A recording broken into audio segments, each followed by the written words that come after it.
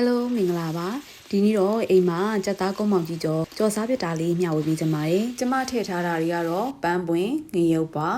ရွှေပဲဥနီ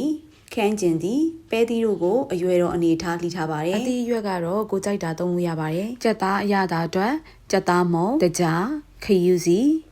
ပဲငံပြားရီအကြီး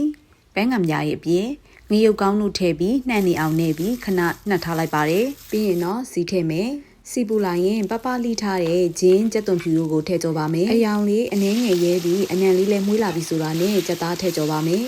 ကြက်သားကြော်တာရပြီဆိုရင်အသီးရွက်တွေထည့်ကြောပါမယ်ပြီးရင်အားလုံးကိုနှံ့နေအောင်မွေးပေးလိုက်ပါတယ်ပြီးရင်အရသာအတွက်ပဲငံပြားရည်ကြီးခယူစီကြက်သားမုံတကြားနဲ့ကြက်သွန်နီလေးတွေကိုထည့်ပြီးပြန်ကြော်ပေးလိုက်ပါတယ်နောက်ဆုံးမှာငရုတ်ကောင်းမုတ်လေးအနှဲငယ်ဖြူပြီးပြန်ကြော်ပေးလိုက်ပါတယ်ကဲဒါဆိုရင်တော့အသီးရွက်စုံစုံနေနေနဲ့ကြက်သားကုန်းမောင်ကြီးကြော်လေးရပါပြီရှင်ဗီဒီယိုကိုအဆုံးထိကြည့်ပေးသူအားလုံးကိုကျေးဇူးပါနောက်ထပ်ဗီဒီယိုမှာပြန်ဆုံမယ်နော်